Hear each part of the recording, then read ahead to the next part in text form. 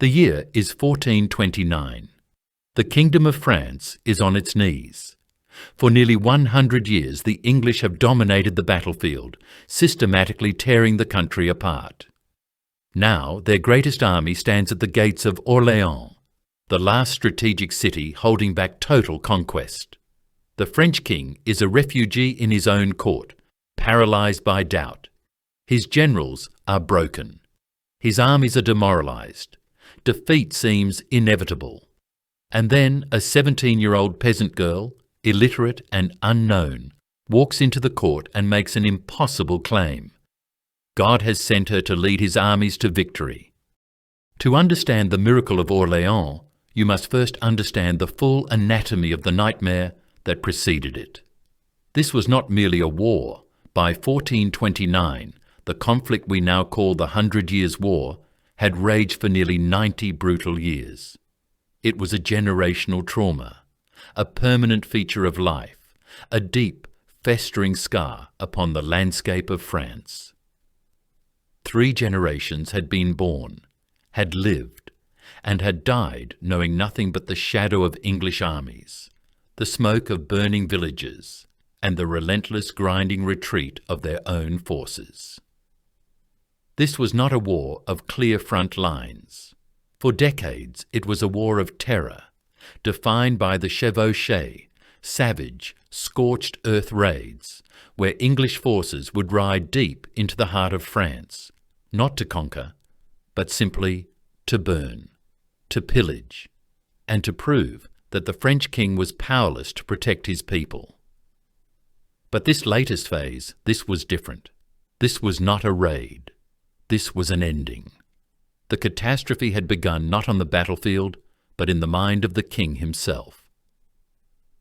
Charles VI, once known as the Beloved, had descended into a terrifying public madness.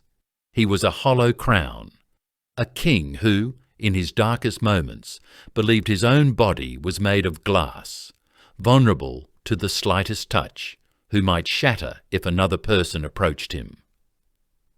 He was a man who would howl like a wolf through the halls of his palace, who forgot his own name, and who often failed to recognize his own wife or children. And in this vacuum of power, the kingdom did not unite in its moment of crisis. It fractured. The great nobles, the princes of the blood, saw the king's madness not as a national tragedy, but as a personal, political opportunity. The kingdom split into 2 voracious factions. On one side stood the Armagnacs, loyalists to the king's brother, Louis of Orléans. On the other, the formidable John the Fearless, the Duke of Burgundy. This was not a political disagreement. It was a blood feud, a cancer devouring the kingdom from within. In 1407, Burgundian assassins, acting on the Duke's orders, ambushed Louis of Orléans in a dark Paris street, hacking him to pieces. The act plunged France into an open and bloody civil war, a conflict far more personal and vicious than the war against the English. Frenchmen were killing Frenchmen with a ferocity they rarely reserved for the national enemy. And the English, masters of political opportunism, watched this self-destruction with cold, calculating patience. The new King of England, Henry V, was not just a warrior. He was a brilliant, ruthless strategist. He saw France's internal rot and knew it was his moment. He did not merely intervene. He allied himself with the Burgundian faction, who were now driven by a thirst for revenge against the Dauphin's party, whom they blamed for the later assassination of their own leader, John the Fearless. The English, in effect, became the weapons of one French faction against the other. This devastating alliance was only possible because the French military, the nobility itself, was already broken. We must look back just a few years before the treaty, to 1415, to the fields of Agincourt. The English remember it as a day of impossible, divine victory. For France it was the apocalypse. The flower of French chivalry, an entire generation of noble leadership, blinded by arrogance and weighed down by heavy armour, charged into a narrow, muddy field on a rainy October morning. They charged directly into the killing ground prepared by 6,000 English longbowmen. It was not a battle, it was a systematic execution. The English arrows fell like steel rain, finding the gaps in armour, slaying the horses, and turning the charge into a nightmarish pile of screaming men and animals, trapped in mud, crushed by their own falling comrades. The English infantry advanced, and the slaughter was finished with daggers and axes. When it was over, thousands of French noblemen were dead or captured. And in a final act of ruthless efficiency, Henry V, fearing a counterattack, ordered the execution of the prisoners. The French army was not defeated. It was decapitated. The very men who knew how to raise, train, and lead armies were gone, dead in the mud of Agincourt. This was the fear, the certainty of defeat, that became a poison in the blood of the French military. This military collapse is what made the final political humiliation possible. In 1420, with the English army occupying Paris and the Burgundians controlling the Mad King, the French government signed the single most humiliating document in its history, the Treaty of Troyes. It was a complete and total surrender, a legal document that finalised the death of a nation. Pushed by the Queen, Isabeau of Bavaria, who may have despised her own son, this treaty declared the Dauphin Charles a bastard. It disinherited him. It proclaimed him illegitimate, and upon the death of the mad Charles VI, the crown of France would legally pass not to his son, but to the King of England, Henry V, and his heirs, forever. To seal the deal, Henry married the French princess, Catherine. 2 kingdoms, 1 English king. This is the France that Joan of Arc enters in 1429.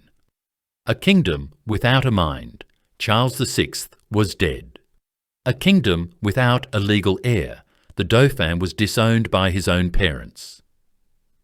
A kingdom without an army, its nobility annihilated at Agincourt, and at its head sat the disinherited Dauphin, Charles VII. He was not a leader, he was a fugitive. He was derisively called the King of Bourges, because that small city was virtually all he had left. His court at Chinon was not a royal court, it was a court of refugees, filled with bickering, defeated advisers. He was a man drowning in doubt, haunted by the whispers that the Treaty of Troyes was true, that he was illegitimate, that he had no divine right to the throne he claimed. He was physically frail, unattractive, and possessed none of the martial charisma his kingdom desperately needed. His treasury was empty.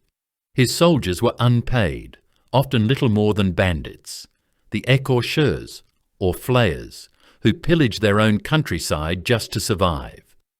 And his commanders, brave men, veterans like La Hire and Dunois, the bastard of Orléans, believed only in one thing: the inevitability of English victory. They were realists, they were professionals, and they knew a losing war when they saw one. France was not fighting, it was waiting to die.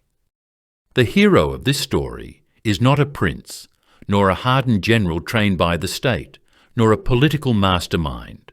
The hero of this story is a teenage girl from a forgotten village on the edge of a dying kingdom.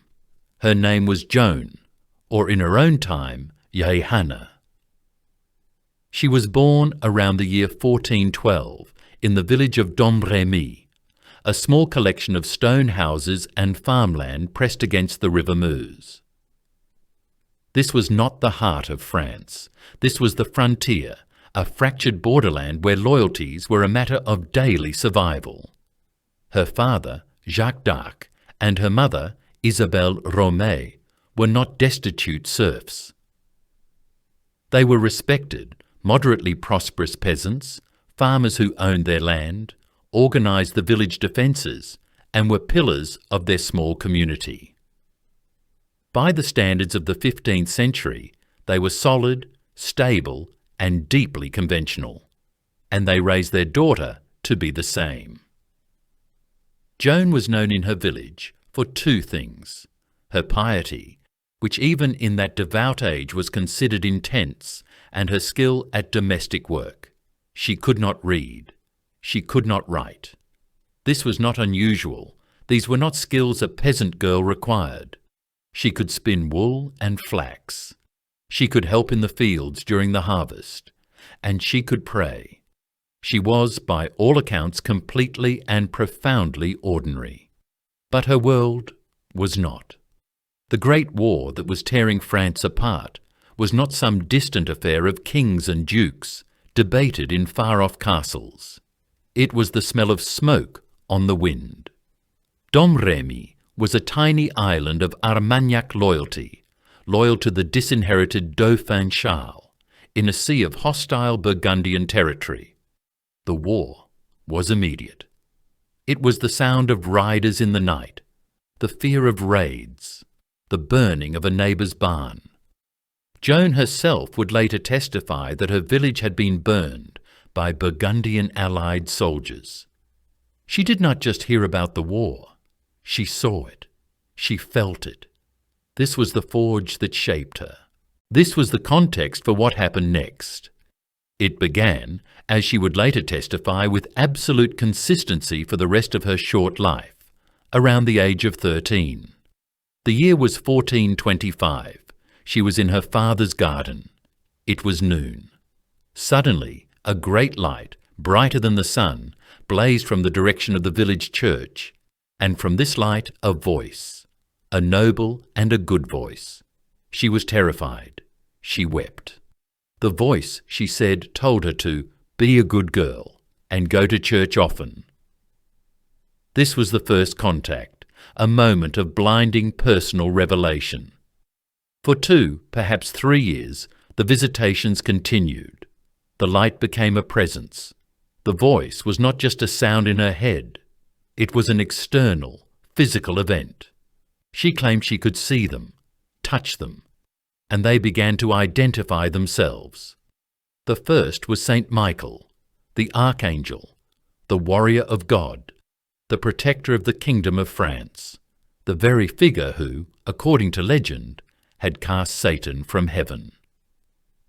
Then came 2 more, St. Catherine of Alexandria, the virgin philosopher who, according to her story, had confounded 50 pagan scholars with her wisdom before being martyred, and St. Margaret of Antioch, the dragon slayer, the symbol of purity and faith, triumphing over demonic evil.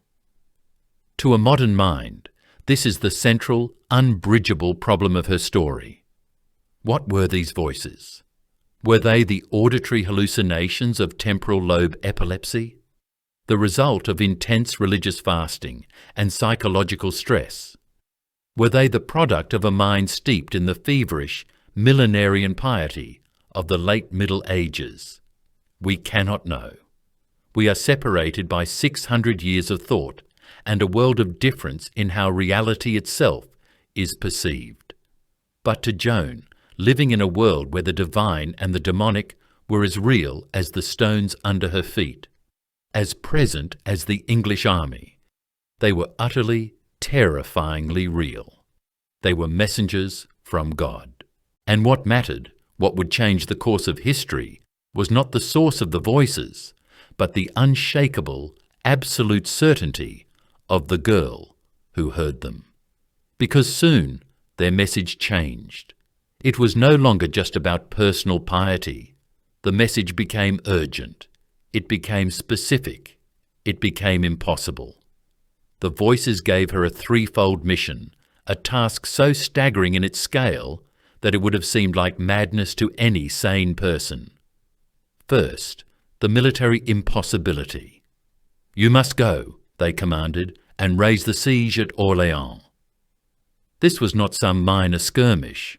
Orléans was the strategic linchpin of the entire war. The English had spent months building an inescapable ring of fortresses around it. The best commanders in France had tried and failed to break it. Its fall was considered a matter of when, not if. And the voices were telling an illiterate farm girl to succeed where the entire French army had failed. Second, the political impossibility. You must, they insisted, lead the Dauphin to Reims for his coronation. This was even more insane. Reims was the sacred heart of French kingship, the ancient cathedral where kings of France had been anointed with holy oil for 1,000 years. It was the one place, the only place, that could give Charles VII the divine legitimacy he craved. But Reims was over 150 miles away, deep, deep in the heart of enemy-controlled territory. It was like asking someone to march an army into the enemy's capital and hold a party. Third, the strategic impossibility. You must, they concluded, drive the English from all of France. A task that the combined nobility and armies of the kingdom had failed to accomplish in 90 years. She was terrified. She wept. She argued with them, pleading, "I am just a poor girl. I know nothing of riding or of war." The voices were relentless. They gave her a new name. "Go, daughter of God," they called her. "Go, Jeanne la Pucelle."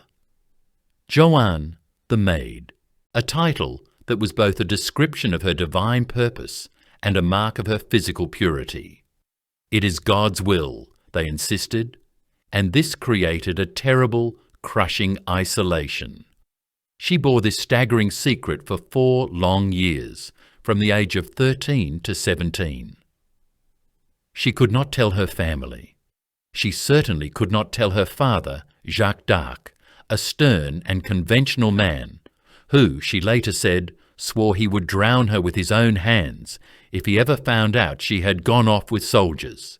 She could not tell the village priest, who would have almost certainly declared her a witch or a heretic. So she carried it alone.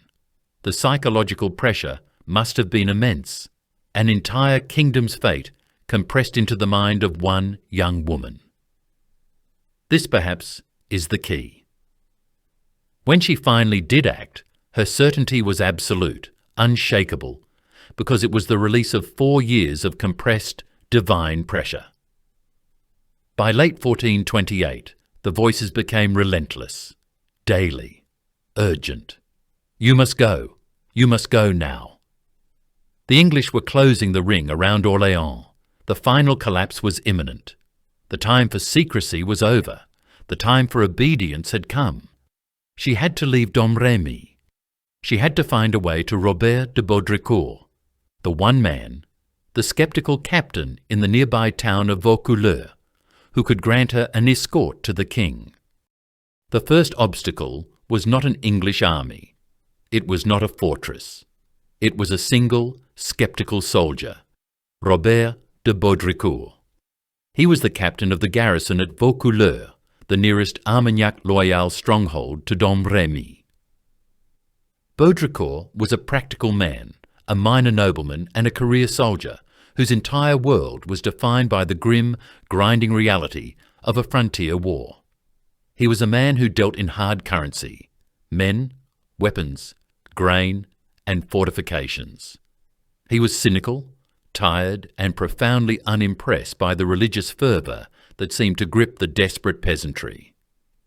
Into this world of hard-bitten realism walked Joan, in the spring of 1428. She was just 16 years old. She had travelled with her uncle, filled with the burning, unshakable certainty of her divine mission. The encounter was precisely what one would expect. A teenage peasant girl, unknown and unwashed from her journey, gains an audience with the military governor and proceeds to tell him that her voices, the voices of God, have commanded him to provide her with an escort. She needed to see the Dauphin. She needed to save France. Baudricourt's reaction, according to the chronicles, was blunt. He laughed. He told her uncle to take her home and, in essence, give her a good thrashing to knock the delusions out of her. This was not a divine messenger. This was a deluded, perhaps hysterical child. To him, this was a distraction, an absurdity, a waste of his valuable time while the kingdom burned around him. He sent her away. It was a complete and humiliating failure.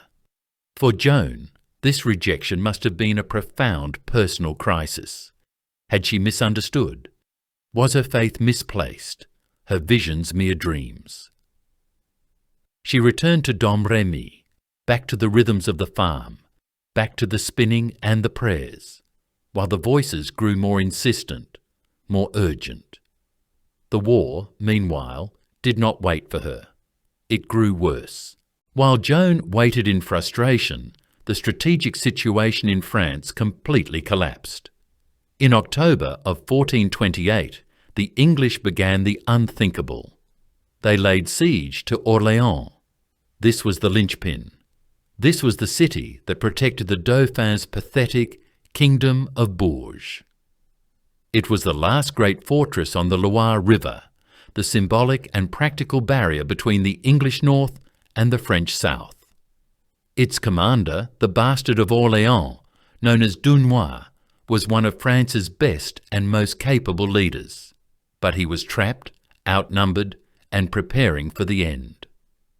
The English, led by the highly capable Earl of Salisbury, began a systematic, professional siege. They were not just starving the city, they were building a massive ring of their own fortresses, the bastilles around it, strangling it mile by mile. It was slow, methodical, and unstoppable. The news from Orléans grew darker by the month. Salisbury was killed by a freak cannonball, a lucky shot that gave the French a moment of hope. But the siege only tightened under the command of Lord Talbot, a man whose name was a byword for English military terror. The French tried one major counterattack in February 1429. It became known, pathetically, as the Battle of the Herrings, a desperate attempt to intercept an English supply convoy, bringing food and barrels of herrings to the besieging army. It was a disaster. The French, along with their Scottish allies, were routed by the English longbowmen. Hope was extinguished. This news, the news of the Battle of the Herrings, seems to have been the final catalyst for Joan. The voices were now screaming. There was no more time. In January of 1429, she had already returned to Vaucouleurs. She was 17 now. The desperation that had infected the entire kingdom was now her opportunity. She was no longer just asking Baudricourt, she was demanding. She went public. She spoke to the soldiers in the garrison, to the common people in the town square, and they, unlike the cynical captain, were desperate enough to believe. They saw in this strange, intense girl an impossible, terrifying certainty that they themselves had long since lost. She was not a politician. She was not a noble. She was one of them. And she spoke not with the complex doubt of men, but with the simple, terrible authority of God. This peasant girl began to develop a following. The soldiers themselves started to believe in her. Her prophecy, made at Vaucouleurs, that the French had just suffered a great defeat near Orléans, the Battle of the Herrings, before the official news had arrived, seemed to confirm her divine connection. The public mood shifted. They saw her as a prophetess, the fulfillment of old folk legends, the Maid of Lorraine, who, it was prophesied, would save France. Robert de Baudricourt was now in an impossible position. The girl was still mad, probably, but his own soldiers were listening to her. The townspeople were clamouring for him to act. His own men were threatening to go with her, with or without his permission. And what if he was wrong? What if this was the kingdom's last desperate divine chance? He had nothing else. All other strategies had failed. He made a decision that must have felt, to his military mind, like a complete abandonment of reason. He agreed. He would send this girl to the king. The task was still monumental. The Dauphin was at Chinon Castle, over 500, perhaps 550 kilometres away. This was not a journey through friendly territory. This was a mad dash, 11 days long, cutting straight across the heart of enemy-held, Burgundian-controlled France.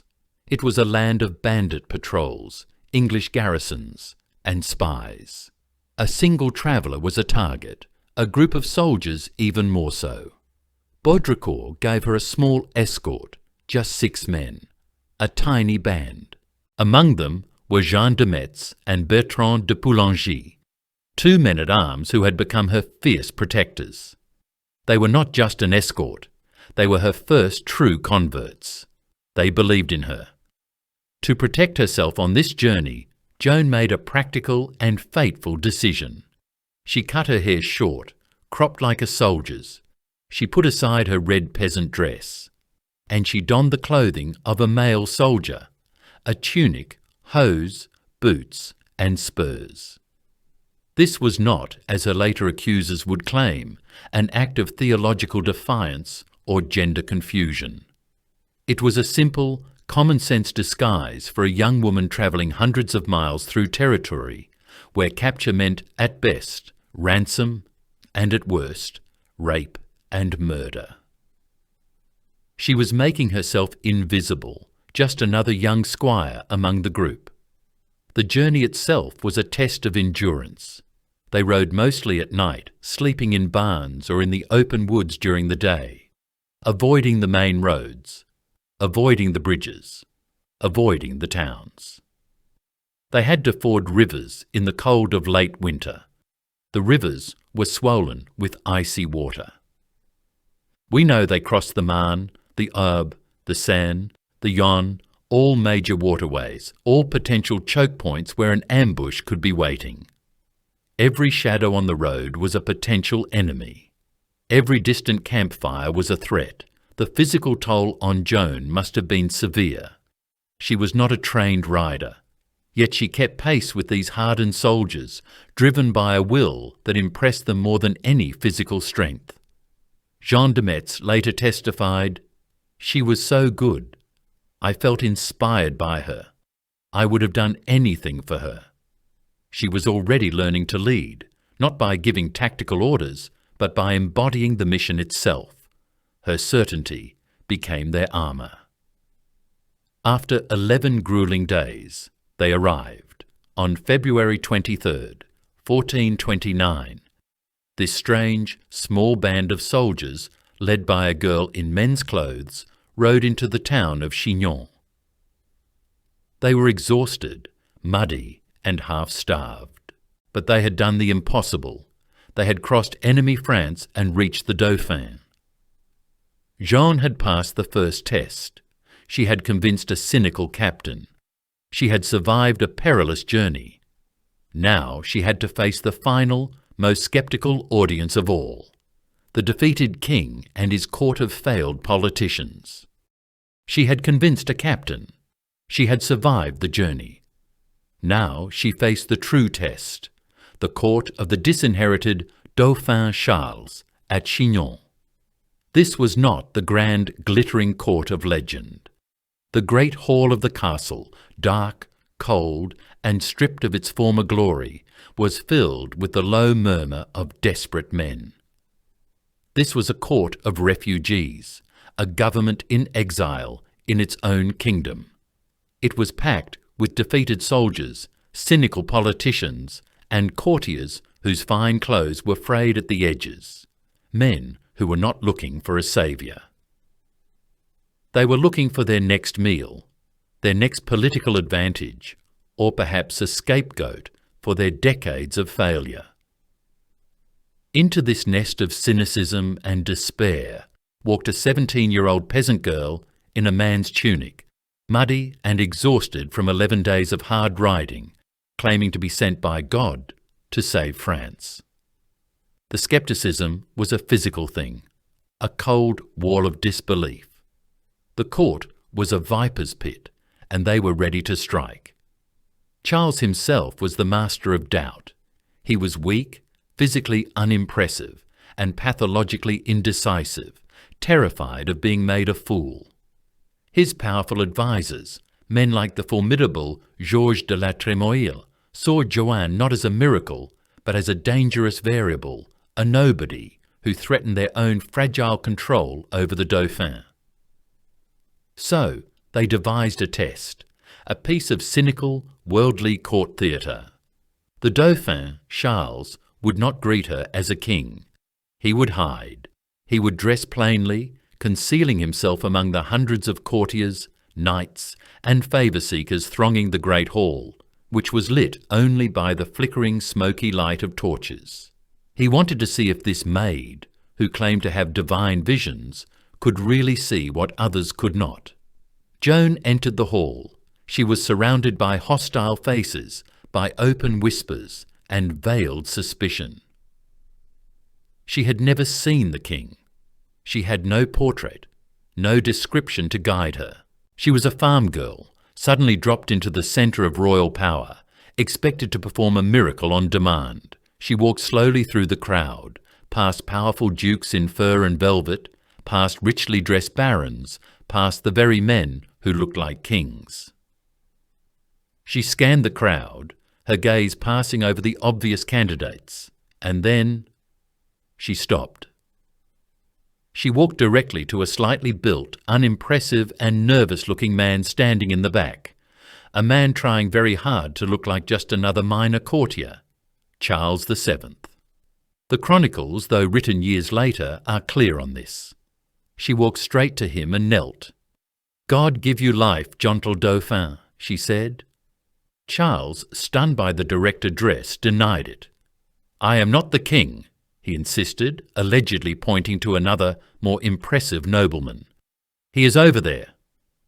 Joan's reply was firm, cutting through the murmuring hall. "In God's name, gentle prince, it is you and no other." The legend of her recognizing him in the crowd is powerful, a stunning moment of theatre. But it was not what truly convinced him. That happened next, in private. The Dauphin, shaken by her recognition, pulled her aside into a separate chamber. What was said in that private conversation is the great, impenetrable secret of her story. It remains unknown, a moment lost to history, something that passed only between the most desperate Dauphin in French history and the teenage prophet who had come to save him. But we know its effect. When Charles emerged from that meeting, his entire demeanour had changed. The crushing, paralysing doubt that had plagued him for years was for a moment gone. Joan had told him something, a sign, a secret that only he, and perhaps God, could possibly know. Historians have speculated for centuries. Did she tell him of a private prayer he had made? A prayer in which he begged God to reveal if he was, in fact, the legitimate son of the mad king and the true heir to France, or if he was the bastard his mother and the English claimed he was. Did she tell him that God had affirmed his legitimacy? We do not know. We cannot know. But what we do know is this: Charles, the man who trusted no one, not even himself, believed her. The most sceptical man in France was now her most powerful advocate. But personal belief was not enough. Charles was a politician before he was a king, and a cautious one at that. To openly use a peasant girl who claimed to hear voices was politically explosive. If she was from God, she was a miracle, a divine weapon. If she was not, she was a witch, a heretic, a tool of the devil. And if Charles, the gentle Dauphin, allied himself with a witch, his cause would be damned forever, not just on earth, but in heaven. He needed to be sure. He needed the church to validate her. He could not just send her to an army. He sent her to theologians. For 3 long weeks in the city of Poitiers, Joan was subjected to an exhaustive, sceptical, and often hostile theological examination. This was not a friendly chat. This was a high-stakes trial before she ever saw a battlefield. She was interrogated by the most learned men in what remained of his kingdom: bishops, doctors of law, masters of theology. These were grim-faced, grey-bearded men who saw heresy in every shadow, who knew that the devil was clever and could, and often did, masquerade as an angel of light. They questioned her relentlessly. They picked apart her story. They tried to trap her in theological knots. They demanded to know about her voices. What do they look like? What language do they speak? What proof do you offer? They examined her virginity, a physical test deemed necessary to prove that she was not in league with demons. And this uneducated 19-year-old girl, alone before this panel of academic inquisitors, never wavered. Her answers, recorded in the trial protocols, are astonishing in their clarity, their simplicity, and their sharp peasant wit. When one theologian, speaking in a thick regional accent, asked what language her voices spoke, she retorted, "A better one than yours." When they demanded a sign, a miracle, right there in the room, to prove her mission, she grew impatient. She was tired of words. "I have not come to Poitiers to show signs," she told them, "but take me to Orléans. I will show you the sign for which I am sent." She was not there to debate theology. She was there to win a war. After 3 weeks, the commission returned its verdict. It was, as perhaps expected, a masterpiece of cautious, non-committal, bureaucratic approval. They could find, they wrote, nothing but good in her. No evil, no heresy. They advised the Dauphin that given the desperate, almost hopeless plight of the kingdom, it might be prudent to not lightly rebuff a potential source of divine aid. It was not a ringing endorsement. It was a political permission slip. It was, in essence, the Church washing its hands of the matter and saying, "She's not a heretic, yet. Use her. If she wins, it was God's will. If she fails, she's a liar, and we never really trusted her." For Charles, it was enough. The final test was passed. He had his miracle. He had his political cover. And now he gave the maid her army. The theologians had given their blessing. The king had given her an army. Now this 19-year-old girl, who had never seen a real battle, who could not read the tactical maps her new generals unrolled before her, had to prove she could actually win a war. And the place where she would have to prove it was not some abstract battlefield, some convenient open plain. It was the most fortified, most desperate, and most strategically critical city in all of France, Orléans. To truly understand what Joan accomplished, we must first set the stage. We must understand the crucible she was walking into, the military and psychological reality of the siege in the spring of 1429. Orléans was not just a city, it was the city. It was the great stone key that locked the door to the south of France, the last major bastion of the Dauphin Charles. It sat astride the wide, majestic Loire River, the last great geographical barrier that separated the English-occupied north from the shattered remnant of the kingdom, the pathetic Kingdom of Bourges, which was all that remained loyal. If Orléans fell, the English armies dominant in the field for decades could pour south across the river's bridges. They would seize the granaries of the south, cutting off the Dauphin's food supply. They would seize his treasury at Bourges, cutting off his money. And the war would be over, perhaps in a matter of months. France, as a nation, would cease to exist, becoming a northern province of the English crown. The English knew this. They understood the stakes perfectly. That is why, in October of 1428, nearly 7 long months before Joan's arrival, they had committed their best commanders and a massive portion of their military resources to this one single, decisive objective. The siege was a slow, systematic and utterly professional strangulation, designed and initiated by one of England's most capable and feared commanders, Thomas Montague, the Earl of Salisbury. He was not some reckless brawler. He was a veteran of Agincourt, a master of artillery and the grim science of siegecraft. His presence signalled that this was not a mere raid. It was a war-ending operation. Salisbury did not make the foolish mistake of launching an immediate, bloody assault against the city's high, thick medieval walls. That would have been a catastrophic waste of men. No, his plan was far colder, far more patient. He would build a cage. His first objective was the main artery of the city, the great bridge that spanned the Loire, connecting Orléans to the south bank and the rest of Free France. To control this bridge, he first had to capture the grim stone fortress that guarded its southern end, Les Tourelles. This twin-towered barbican, a fortress in its own right, was the linchpin of the entire defence. The English attacked it with overwhelming force and, after a bloody, desperate fight, they captured it. The French defenders, in a final act of desperation, blew up the last two arches of the bridge to prevent the English from simply walking into the city.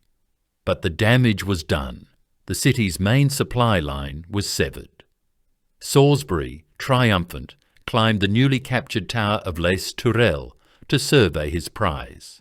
The city was laid bare before him, its defences exposed. He was, in that moment, the master of the war, and in that same moment, a master gunner in the city. Chronicles give him the name Maître Jean, saw the group of English nobles silhouetted in the window. He fired his cannon. It was a single, random, hopeful shot, fired from nearly half a mile away. The stone cannonball did not hit Salisbury directly. It smashed into the window embrasure, shattering the iron and stone. A huge fragment of this shrapnel tore through Salisbury's face. He died in agony several days later. It was a moment of pure, dumb luck for the French, a devastating blow to the English command, a sign, perhaps, that God had not entirely abandoned them. But the siege did not stop. The English were professionals. They did not panic. Command simply passed to the formidable Lord Talbot, the English Achilles, a man whose name was used by French mothers to frighten their children into obedience. Talbot, along with Lord Scales and Sir William Glasdale, did not falter. He simply continued Salisbury's methodical plan with ruthless efficiency. He began constructing the great chain of fortresses, the bastilles, in a vast, suffocating arc around the northern side of the city. These were not mere wooden palisades. They were serious, semi-permanent earth and timber strongholds, each a major fortress in its own right, bristling with captured French cannon, protected by deep ditches and sharpened stakes. There was the Bastille Saint-Loup to the east, cutting off the river approach. There was the Bastille Paris to the north, guarding the main road. There was the Bastille Rouen and the Bastille London to the west. They were connected by fortified trenches, creating a ring of steel, an iron net that was slowly, day by day, being drawn tighter. The English were not trying to breach the main walls of Orléans. They were building their own city around it, and they were going to starve it to death. Inside those walls, the situation was beyond desperate. The city's commander was Jean de Dunois, the bastard of Orléans, a brave, resourceful, and highly capable leader. But he was not a miracle worker. He commanded a mixed force of perhaps 3,000 to 4,000 city militia and a few hundred professional men-at-arms, including a vital, tough contingent of Scottish allies who hated the English even more than the French did. But Dunois was also responsible for a civilian population estimated at 25,000, perhaps even 30,000 souls. 30,000 mouths to feed. 30,000 human beings trapped inside the cage, listening to the constant, random thunder of English cannon, watching the ring of forts grow larger every day. Food supplies smuggled in at night by daring boatmen running the blockade on the river were dwindling to nothing. Prices skyrocketed. A single loaf of bread cost a fortune. The city was eating its horses, then its dogs, then the rats in the gutters. And then came the final, crushing blow to their morale, the news that extinguished the last flicker of hope.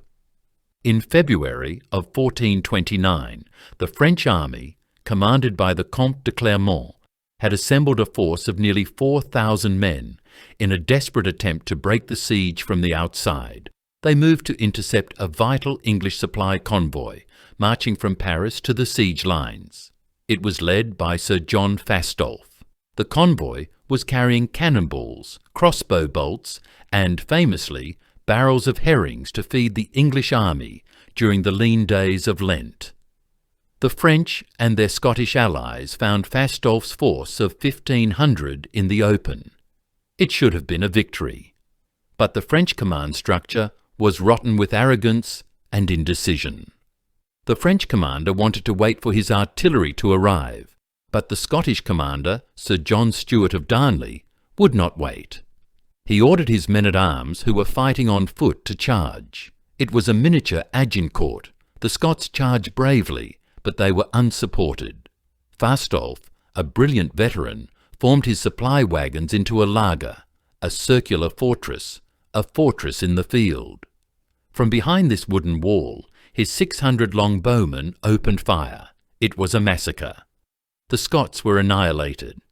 The French force, seeing the disaster, dissolved into chaos and retreated, having never fully engaged. This humiliating defeat became known as the Battle of the Herrings. For the defenders of Orléans, watching from the city walls, the news was a death sentence. Their last hope of a relief army was broken. They were alone. The morale inside the city did not just falter, it evaporated. They were no longer fighting to win. They were simply counting the days until they starved. Dunois, the realist, seeing no hope of rescue from the Dauphin, seeing no military solution, began secret negotiations. He played his last desperate card. He offered to surrender the city, not to the English, but to the Duke of Burgundy, the English ally. It was a clever political gamble to save the civilian population from the inevitable sack, plunder, and slaughter that would follow a final English assault. Surrendering to a fellow Frenchman, even a hostile one, was better than surrendering to the English. But the English were furious. They had done the bleeding. They had paid for the siege. They were not going to be denied their prize by a diplomatic trick. They refused the offer. This was the scene. A city starving. An army broken. Its commanders negotiating surrender. The English, methodical, professional, patient, and now angry, were waiting for the inevitable. The fall of Orléans was no longer a question of if. It was a question of when. Into this terminal, hopeless and absolute despair, Joan of Arc arrived. Joan of Arc arrived at Orléans on the evening of April 29th, 1429, entering the city by boat under cover of darkness. She was not greeted as a saviour by the men in charge. She was greeted as a problem. The professional commanders, hardened veterans like Jean de Dunois, the bastard of Orléans, saw her as, at best, a charismatic mascot. A holy fool to be paraded on the walls to boost the morale of the starving militia, but a dangerous distraction from the grim, professional business of war. They had their own plans, cautious and pragmatic. They would wait for reinforcements. They would secure supply lines. They would perhaps try to negotiate a more favourable surrender. They were soldiers. They were realists. And they were losing. Joan, still only 19, immediately and publicly shattered their cautious equilibrium. She had not come to wait. She had not come to negotiate. She had come, she declared to the generals and the people, to fight. This created immediate electric tension within the French command. Dunois, attempting to manage this impossible, divinely inspired girl, informed her that the main English army was strong, that their fortresses were formidable, and that patience was required. Joan's reply was blunt, cutting straight through his military experience. In God's name, the counsel of our Lord is wiser and safer than yours. She was not just challenging their tactics, she was challenging their very authority, claiming a direct, divine mandate that superseded their noble blood, their rank, and their decades of experience. The generals were appalled. This was not how war was conducted. For several days they tried to manage her. They kept her busy, showing her to the ecstatic people, but they kept her away from the planning of the war. On May 4th, they decided to act on their own, to show her how real war was fought. They identified a target, the English Bastille of Saint-Lô, one of the main fortresses on the eastern side of the city. It was a strong position, but the most isolated from the main English lines. They launched an assault. They did not tell her. Joan was in her quarters, resting, when the sound of the attack, the roar of cannon and the cries of men, reached her. According to her own testimony, she awoke from a nap in a state of agitation, as if her voices had screamed her awake. "My God," she allegedly cried, "the blood of our people is being spilled. Why was I not told?" She called for her armour. She called for her horse. She grabbed her white banner, emblazoned with the image of Christ and the saints, and galloped through the streets of Orléans toward the sound of the fighting. When she arrived, the battle was going badly. The French assault had stalled. The soldiers were wavering, pinned down by deadly English longbow fire from the ramparts. It was another predictable, costly failure in the making. Then they saw her, a girl in shining, custom-made armour on a white horse, her banner held high, charging directly toward the fortress wall. The effect was instantaneous. It was like a jolt of lightning to the heart of the army. The wavering soldiers turned. They roared. They followed her. She did not hang back. She did not direct from the rear. She rode straight into the ditch at the base of the fort, right into the most dangerous place on the battlefield, the killing ground beneath the walls. Her presence, that absolute terrifying certainty, transformed the disorganized mob into a tidal wave. The French soldiers surged over the walls. The English, stunned by this sudden, furious second wind, were overwhelmed. The Bastille of Saint-Lô was taken, its garrison killed or captured. It was her first day in combat. It was her first victory. The professional generals were left speechless. Their cautious planned attack had failed. The girl's mad, inspired charge had succeeded. This victory shifted the balance of power inside the city. The people of Orléans were now ecstatic. They saw her as a living saint, their divine protector. The soldiers, who had followed her into the fire, now worshipped her. Dunois and the other commanders, practical men above all else, recognized a new reality. They still thought she was mad, perhaps, but her madness worked. They began to listen. Joan's plan was simple, direct, and aggressive. She ignored the ring of forts to the north. She pointed south. The key to the entire siege, she understood instinctively, was the great fortress of Les Tourelles, the bastion that controlled the bridge and cut the city off from the south bank of the Loire. But Les Tourelles was a fortress, connected by a drawbridge to another smaller, but still powerful, bastion on the riverbank, the Augustins. Before she could take the main prize, she had to isolate it.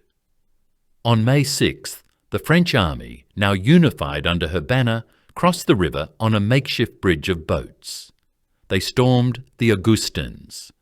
The fighting was fierce, lasting the entire day, but the momentum was now with the French. The English, who had spent 7 months believing in their own invincibility, were now facing an enemy that fought with a fanaticism they had never seen, an enemy that believed God was on its side. The Augustins fell. The English defenders were killed or captured. Now only Les Tourelles itself remained. It stood alone, a grim stone monster, cut off from the main English army on the north bank, but still immensely powerful, garrisoned by 500 of England's best, led by the captain who had taunted the city, Sir William Glasdale. That evening, in the captured Augustins' bastion, the French commanders held a council of war. They were exhausted, but victorious. They had won 2 major victories in 3 days. They had done more in 72 hours than they had in the previous 7 months. To the professional mind, this was the time to pause, to consolidate, to rest the troops, to resupply. They had proven their point. Dunois urged caution. He advised Joan that they should wait for more reinforcements before attempting to storm the Tourelles, the strongest fortress of all. Joan, still burning with divine energy, would have none of it. "You have your counsel, and I have mine," she told them, "and the counsel of my lord will be done." She then announced, as a matter of simple fact, "I will be wounded in tomorrow's attack, but I will not die, and the city will be won." The generals were trapped. They could not stop her. To defy her now would be to defy the will of the soldiers, the people, and perhaps God himself. The attack was set for the next morning. On May 7th, 1429, the assault began. The French army surged forward across the narrow strip of land, pushing siege ladders against the high stone walls of the Tourelles. Joan was where she always was, at the front, her banner in her hand, standing in the ditch, urging the men on, her voice clear above the din of battle. The English were not the demoralized troops of Saint-Lô. This was their fortress. They were professionals. They fought back with savage determination. They poured boiling oil and quicklime down from the ramparts. They hurled heavy stones that crushed the men below. And through it all, the longbowmen fired their arrows in a continuous, deadly stream into the packed ranks of the attackers. The French assault faltered. The ditch at the base of the wall became a slaughterhouse, filled with the dead and dying. The scaling ladders were too short, or were thrown back down as soon as they were placed. The attack was failing. Joan, seeing her men hesitate, grabbed a ladder herself and began to climb, her banner held high, a perfect, shining target. An English crossbowman on the wall took aim. He fired. The bolt struck her with terrible force, penetrating her armour, entering her body above the right breast, near the shoulder. She fell. A terrible, collective gasp went up from the French army. A massive, triumphant roar erupted from the English ramparts. The witch was dead. The miracle was over.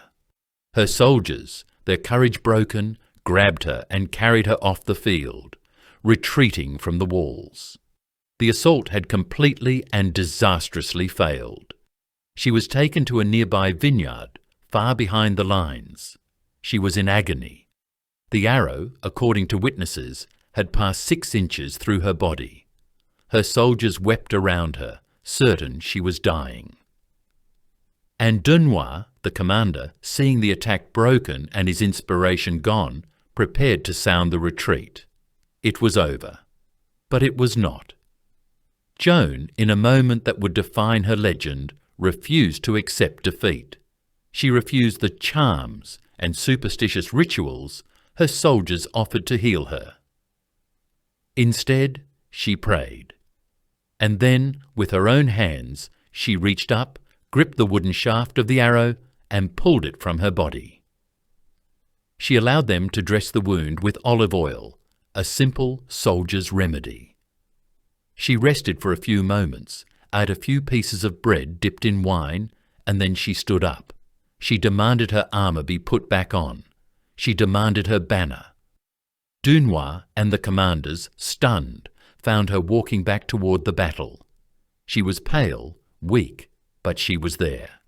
She told her standard-bearer to take her banner back to the ditch at the base of the wall.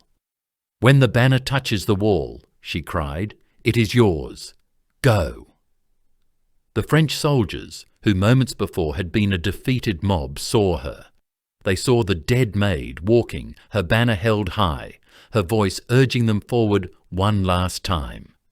It was not a rally. It was a resurrection. The English on the walls, who had spent the last hour celebrating their victory, looked down and saw the witch they had just killed, now leading another charge, their courage shattered. This was not a human they were fighting. This was a demon, or it was a god. In either case, they were doomed. The French army hit the wall in one final, frenzied, unstoppable wave.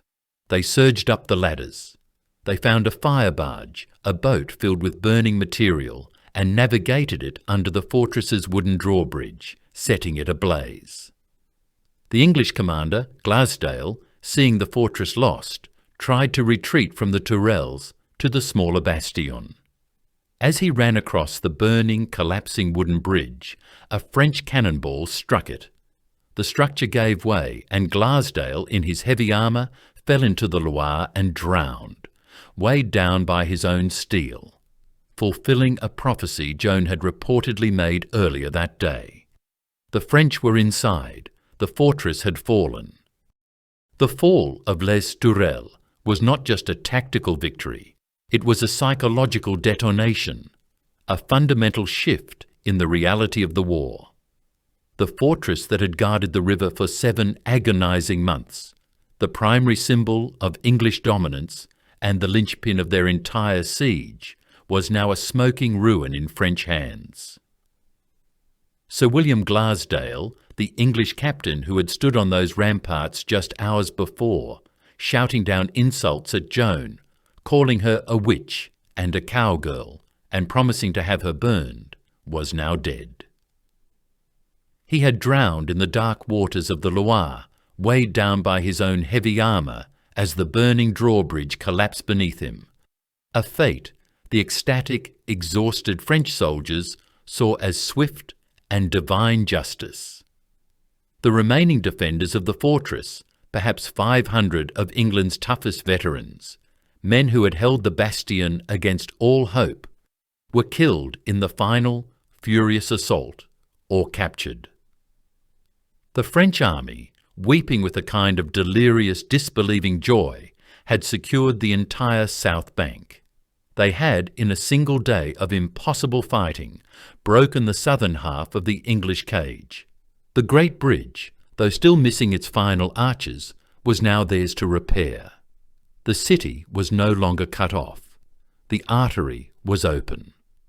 That night, inside the walls of Orléans, was not one of rest. It was a night of stunned celebration and near hysterical religious fervour. The entire population, who just days before had been starving and negotiating terms of surrender, now thronged the streets and packed the cathedral. The great bells of Sainte Croix, silent for months, rang out in loud, clanging defiance, a sound that carried across the river to the English lines, a sound of resurrection. They praised God, and they praised the maid who he had sent.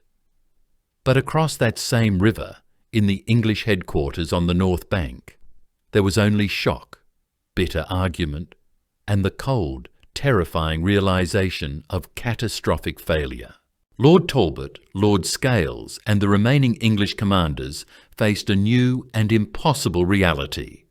Their primary fortress was gone, their best troops on the south bank were annihilated, and the French army, which for 7 months had cowered behind its walls, had, in the span of 1 week, become an aggressive, fanatical force that fought with a supernatural certainty, an army that now believed it was utterly invincible.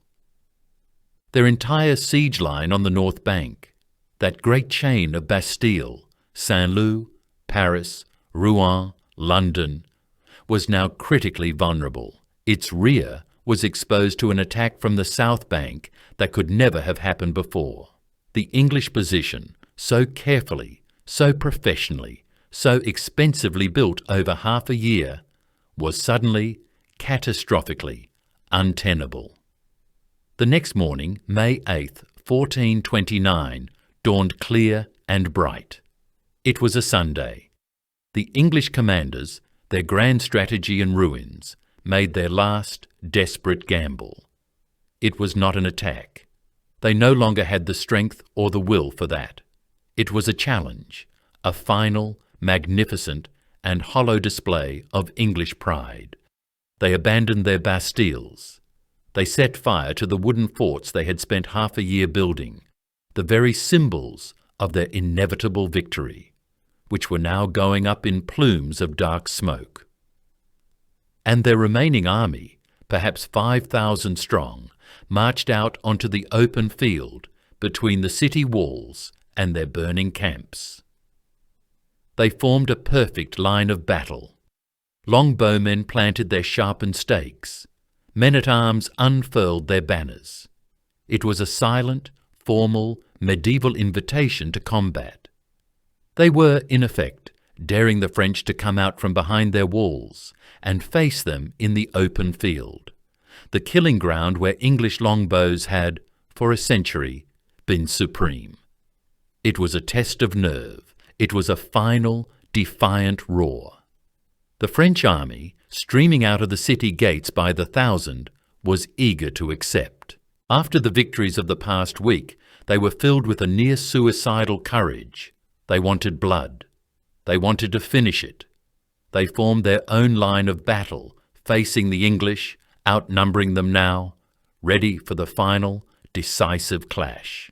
This was the moment the French commanders had dreamed of, a chance to destroy the English army in its entirety. But Joan was there. She rode her white horse not to the front of the line, but between the two armies, her banner of Christ and the saints held high. And she gave the one order no one expected: do not attack. Her generals, Dunois and La Hire, were stunned, perhaps furious. The enemy was right there. They were exposed, their morale broken, their backs to their own burning camps. Why wait? They demanded, but Joan was adamant. In God's name, she commanded, let us wait. It is the holy day of Sunday. We will not be the ones to strike the first blow. If they attack us, we will defend ourselves, and we will destroy them. But let them go, if they will go. She was not a general who craved slaughter for its own sake. She craved a divine victory. And perhaps with a clarity her veteran commanders lacked, she understood something profound about the scene before them. The English line was not a threat. It was a facade. It was an army of ghosts, already defeated. So the two armies stood, facing each other across a few hundred yards of open ground. For perhaps an hour, the fate of France hung suspended in that terrible, silent tension. No cannon fired, no arrows flew. It was a test of pure psychological will. The English soldiers stood there, staring at the high, defiant walls of the city they had failed to take.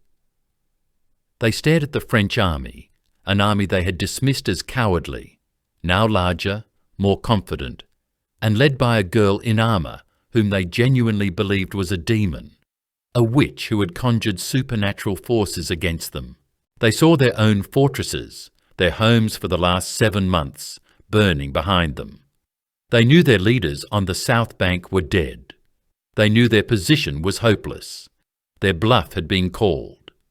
Slowly, almost imperceptibly, the English line began to waver. A quiet order was given. The English standards, the banners of St. George and the great nobles, dipped, turned, and with disciplined, agonizing slowness, the entire army began to march away, not in a rout, not in a panic, but in a formal, funereal, and utterly defeated retreat. They were finished. They were abandoning the siege. Joan, watching from her horse, did not order a pursuit to cut them down from behind. She knelt on the battlefield and prayed. She had won. The city was free. The English army, which had arrived 7 months earlier with such arrogance and professional certainty, was now just a cloud of dust on the northern road, a broken force marching away from a battle they had never even dared to fight. The siege that had lasted 209 days, a siege that was supposed to be the final act in the death of the Kingdom of France, had been broken by a 19-year-old girl in just 9. But for Joan of Arc, Orléans was never the true objective. It was only the first necessary miracle. The English were defeated, but the Dauphin was still not the king. Orléans was the symbol. It was the great miracle, the moment the tide turned. But it was not the victory. It was only the beginning. If the triumph at Orléans had been a fluke, a single, desperate gamble that paid off, the English would have simply regrouped, consolidated their forces, and returned. The war would have dragged on. Joan of Arc understood this in a way her seasoned, professional, and deeply cautious generals did not. They saw a great victory to be celebrated. She saw a moment of momentum to be exploited. This is where the maid truly becomes the general. This is where she proves that her strategic instincts were not just divine fervour, but a revolutionary form of military genius. Her objective, the one given to her by her voices, was not just to save one city, it was to crown the king, and the crown was at Reims. But the road to Reims was a death trap. It ran northeast, straight through territory the English and their Burgundian allies had held for a decade, and it was guarded by a chain of formidable English fortresses along the Loire River, Jargeau, Meung-sur-Loire, and Beaugency.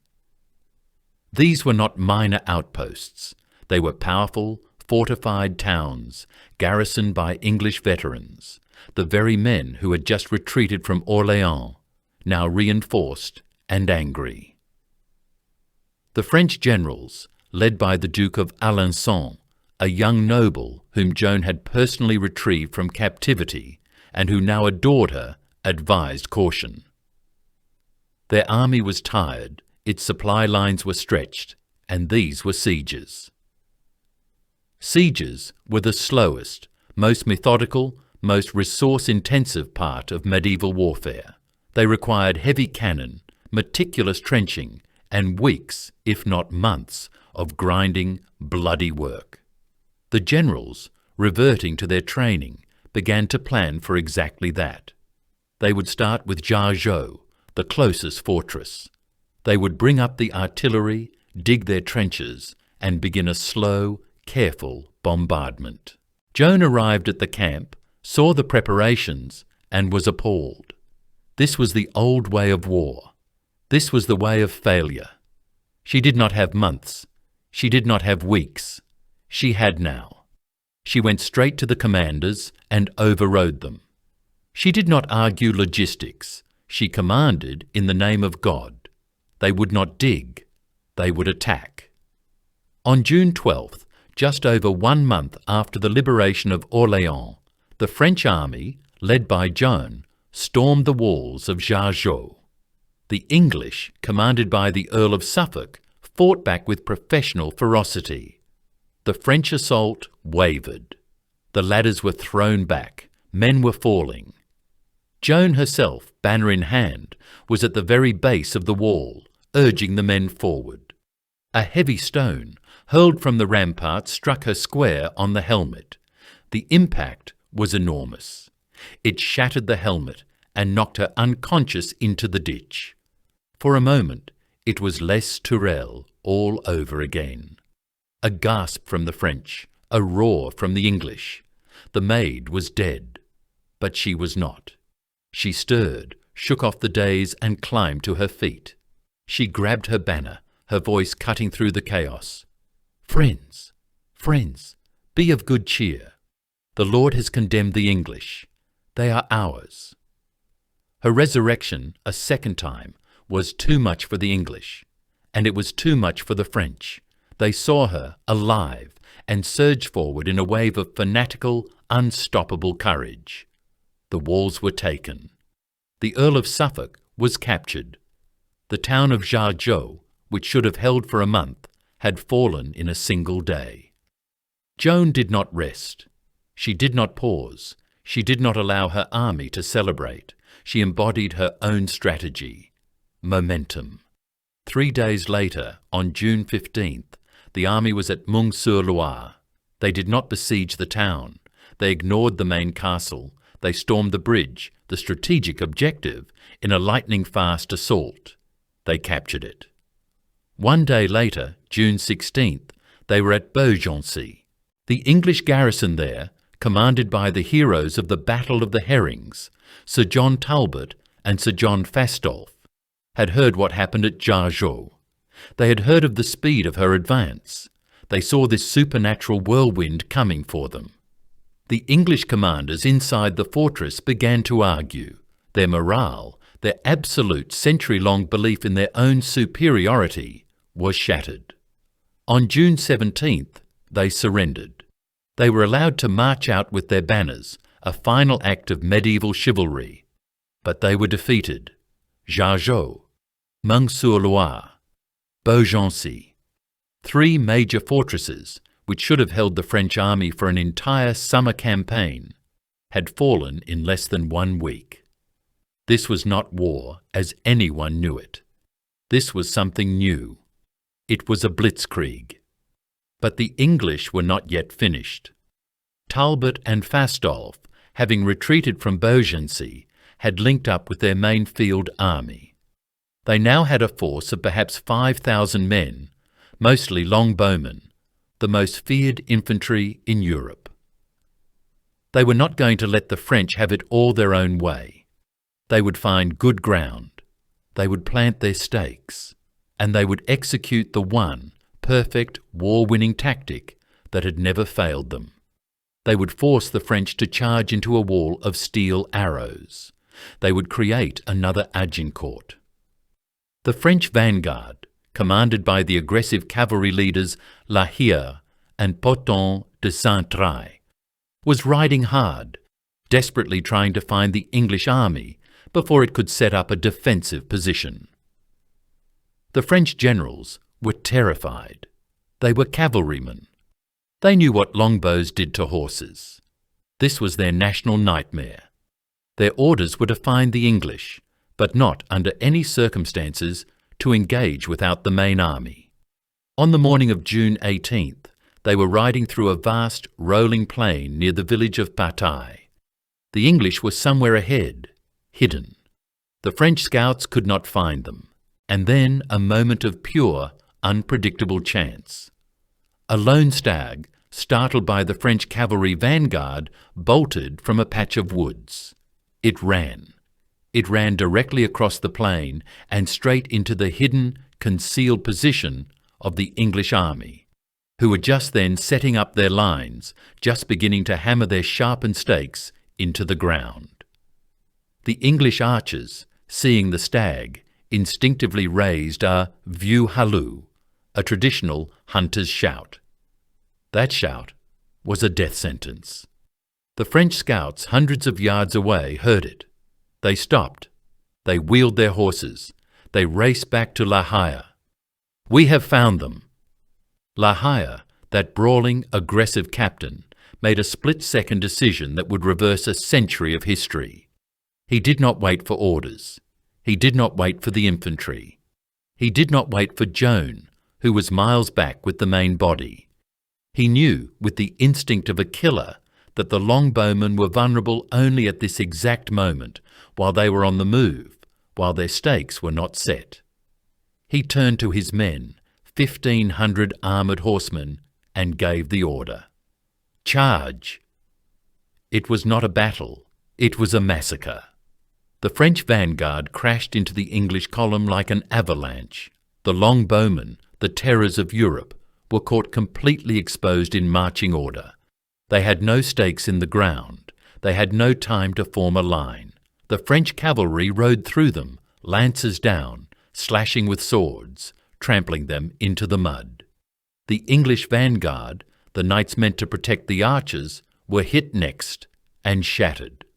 The Battle of Patay was over in minutes.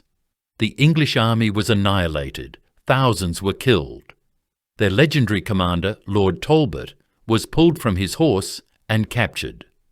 Sir John Fastolf, seeing the vanguard destroyed, ordered his remaining troops to retreat, saving what he could, an act of professionalism for which he was disgracefully branded a coward.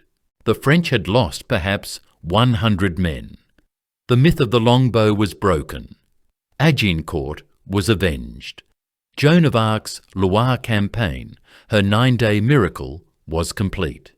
The English army in the region had ceased to exist. The fortresses were French. The invincible archers were dead or in chains. The road to Reims was wide open. The English army of the Loire was broken, a scattered mass of corpses at Patay, or prisoners in chains. The road was open, a straight line to the heart of the kingdom. For the professional French commanders, men like the Duke of Alençon, a young noble whom Joan had personally retrieved from captivity and who now adored her, this was a moment to pause, to consolidate, to rest their exhausted, astonished troops and savour the unbelievable victories of the past few weeks. They were soldiers. They looked at maps. They saw a dozen remaining English strongholds that needed to be patiently reduced one by one. But for Joan, to pause was to fail.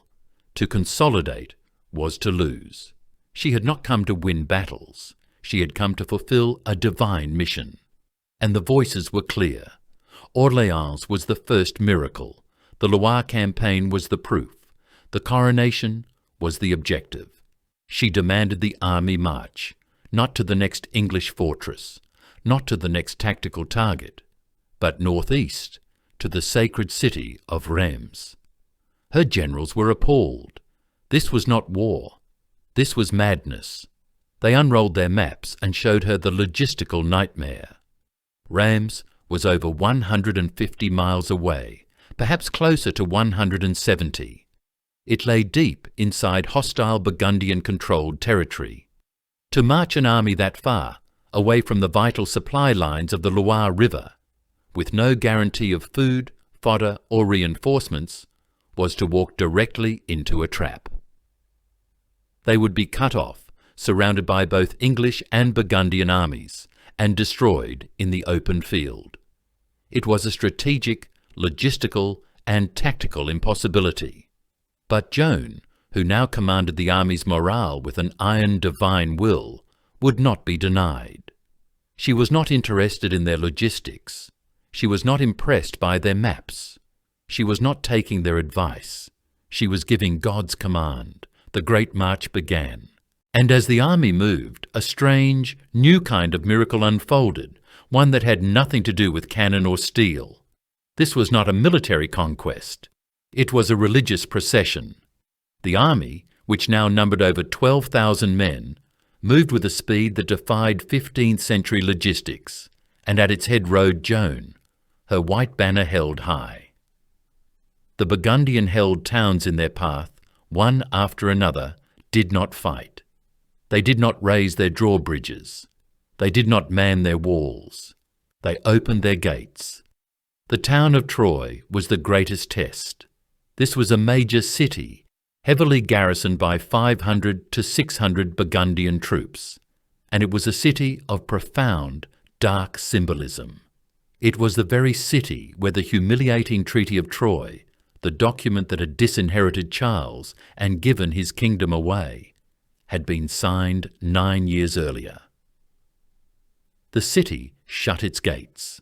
The garrison prepared for a siege, and Joan's army, just as the generals had warned, was stuck.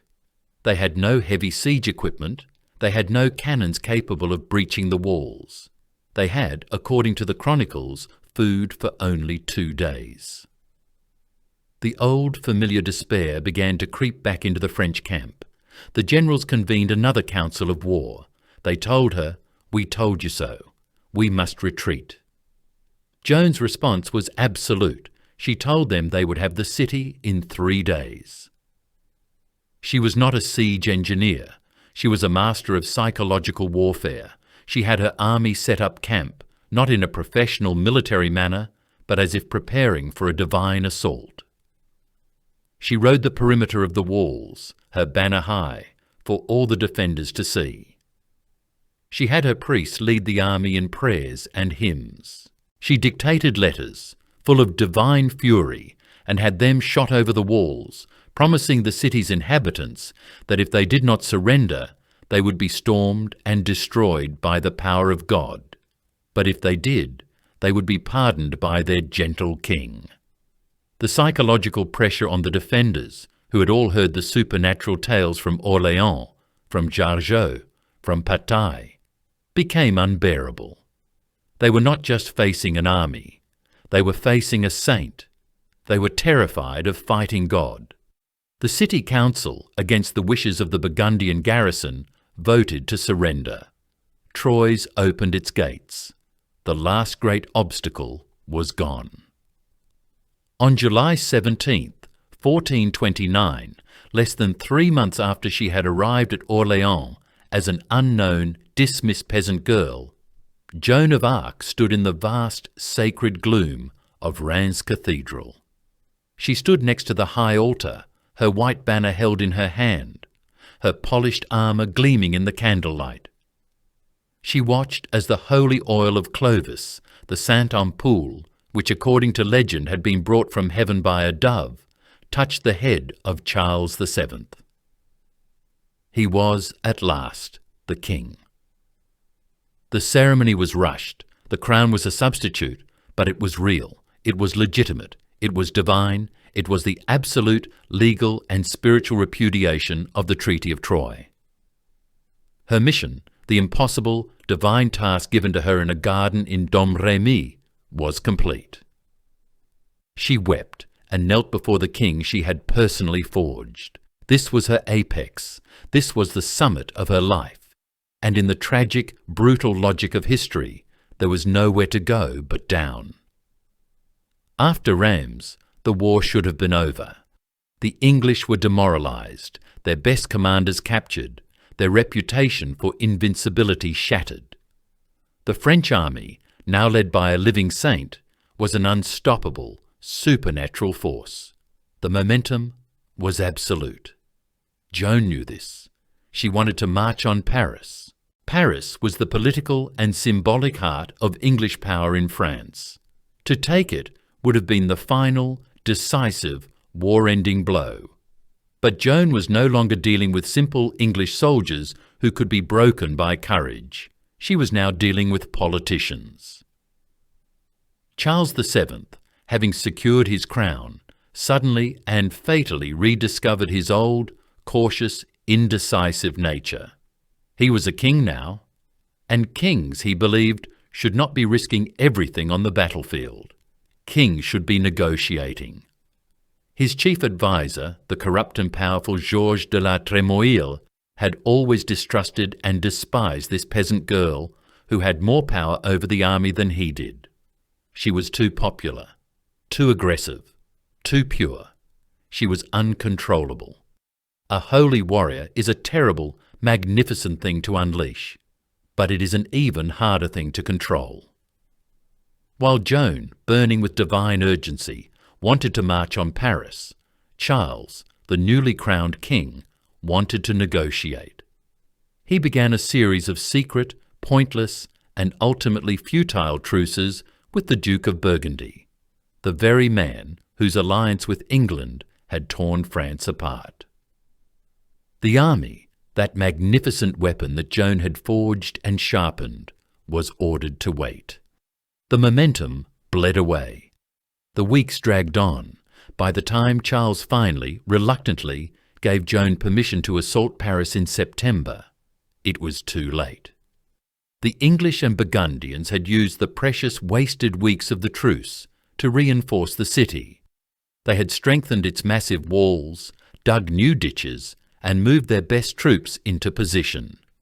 The attack on Paris on September 8, 1429, was a bloody failure. It was the anti-Orléans. The assault was poorly planned and, crucially, poorly supported by the king, who remained miles away, already planning his retreat to the Loire. The French commanders hesitated. Joan, as always, did not. She charged the main gate, the Porte Saint-Honoré, her banner high. She was in the ditch, testing the depth of the water with the pole of her banner, when a crossbow bolt punched through her thigh, pinning her to the ground. She did not retreat. She lay in the mud, in agony, still shouting for her men to advance, to climb the walls, to bring the faggots to fill the moat. But the belief was gone. Her men, seeing her fall, seeing the king's forces were not in full support, finally faltered. The assault broke. That night her commanders, the Duke of Alençon and Dunois, had to physically carry her, weeping in rage and frustration, from the field. Charles VII had his excuse. This miracle, it seemed, had run its course. He formally ordered the army to withdraw. The great advance was over. The momentum was broken. The king retreated to the comfort of his castles, content with his new crown. He had what he needed. And perhaps as he looked at this intense, wounded 19-year-old girl who had saved his kingdom, he no longer needed the maid who had given it to him. Her political value, however, was gone. The king was negotiating, and Joan, who knew only how to advance, was now a pawn in a game she despised. She continued to fight, leading her own small band of loyal soldiers in a series of minor, grinding, and increasingly desperate skirmishes. She was still a brilliant soldier, but she was no longer a miracle. She was just another captain in a losing war. On May 23, 1430, she was at Compiègne, defending the town against a new Burgundian siege. She did what she always did. She attacked. She led a small, aggressive sortie out of the city gates, charging the Burgundian lines. But this time, the enemy was prepared. The attack was repulsed by superior numbers. As her men streamed back toward the safety of the town's drawbridge, Joan stayed at the rear, her banner high, guarding their retreat. It was her last act as a soldier. The Burgundians swept in, cutting her off. As she fought, trapped between the closing enemy and the city wall, she heard the horrifying final sound of the drawbridge chains. The governor had raised the bridge. He had locked her out. Whether it was panic, incompetence, or the final cynical betrayal by a command structure that was tired of her, the result was the same. She was pulled from her horse. She was captured. Joan of Arc was now a prisoner of the Duke of Burgundy. This was the moment for the king she had crowned. This was the moment for Charles VII to repay his debt, to ransom the woman who had given him his kingdom. He had ransomed other, far less important commanders. But for Joan, he did nothing. He sent no money. He opened no negotiations. He made no military threats. He was, perhaps, relieved. The unpredictable, uncontrollable maid was finally out of his hands. The Burgundians, however, knew exactly what they had. They were not holding a mere soldier. They were holding a symbol, and symbols have value. The English, driven by a burning, existential need for revenge, wanted her more than any fortress. They saw her capture not just as a military victory, but as a chance to undo the very magic that had shattered their morale at Orléans. If they could prove she was not from God, but from the devil, then her victories were illegitimate. Their defeats were not their fault. and the coronation of Charles, their great political humiliation, was nothing but a heretical farce. They needed to destroy her, not just physically, but theologically. They paid for her.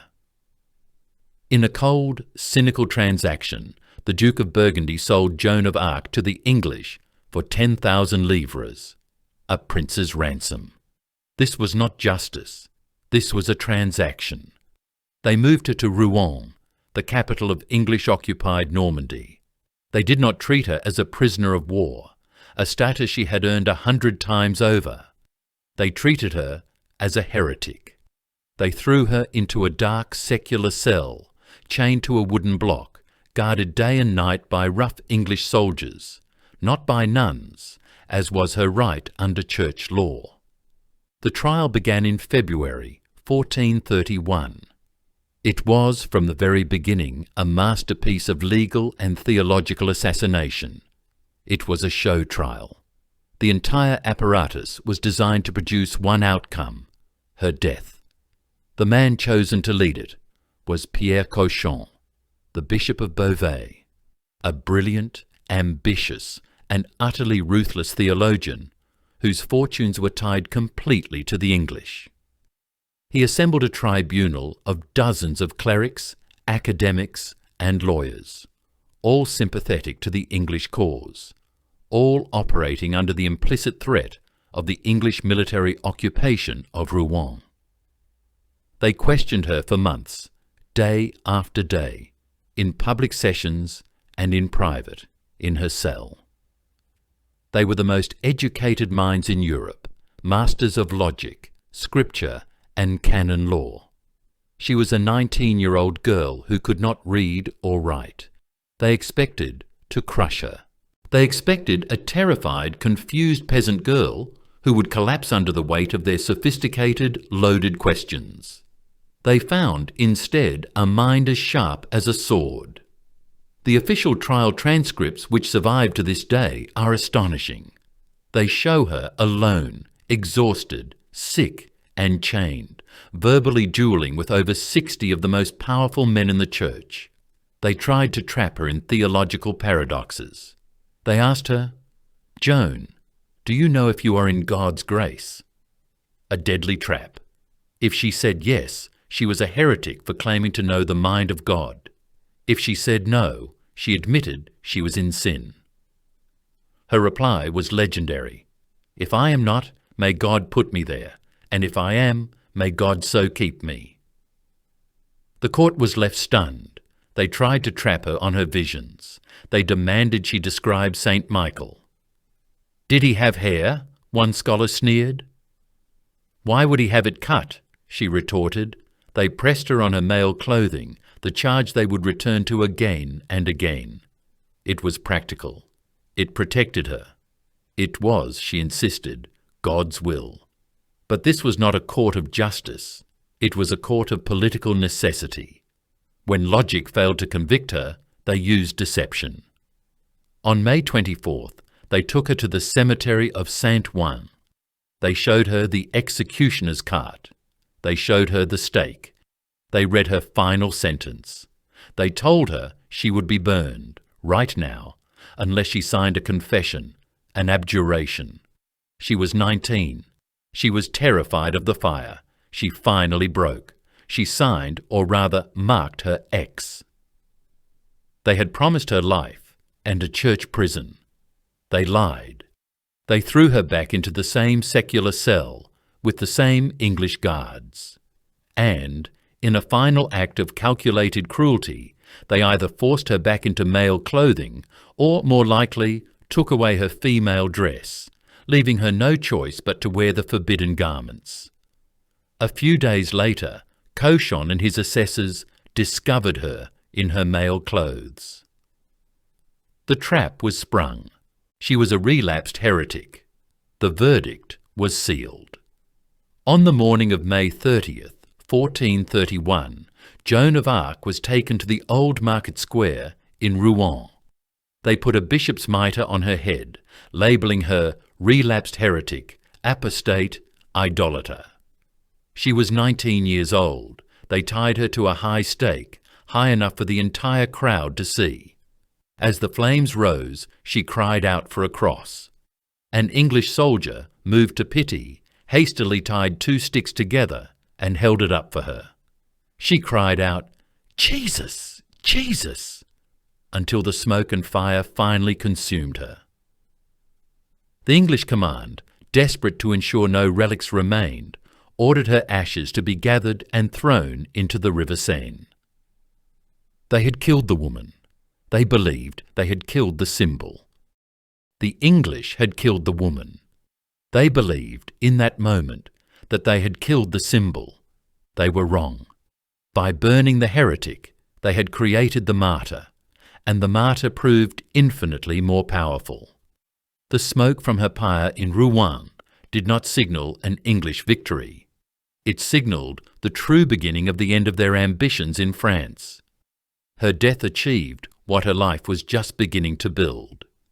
It transformed a dynastic squabble between bickering nobles into a national war for survival, a war of the people against an invader. The soldiers who had fought alongside her, the common people who had seen her, now had a story, a sacred memory, a reason to fight that went beyond feudal loyalty. They were no longer fighting for the Duke of Alençon or even for King Charles. They were fighting for France, and they were fighting for the memory of the Maid. It took time, another 2 decades of grinding, brutal warfare. But the momentum Joan had ignited at Orléans, the momentum that had seemed lost at Compiègne, had fundamentally and permanently shifted. It never stopped. By 1453, just 22 years after her execution, the English were broken. They were expelled from Normandy. They were driven from Aquitaine, which they had held for centuries. The 100 Years' War was over. The English held nothing but the tiny port of Calais. France was free. The king she had crowned, Charles VII, eventually played his final, cynical part. In 1456, with the English defeated and his kingdom secure, Charles, the man who had not lifted one finger to save her, who had not paid 1 livre for her ransom, authorized a new trial. This rehabilitation trial, pushed by Joan's mother and the Inquisitor General, was a political necessity. It examined the flawed proceedings of the Rouen court. It declared Pierre Cauchon a biased judge. It proclaimed Joan of Arc innocent of all charges, a true Catholic and a martyr for her faith and her king.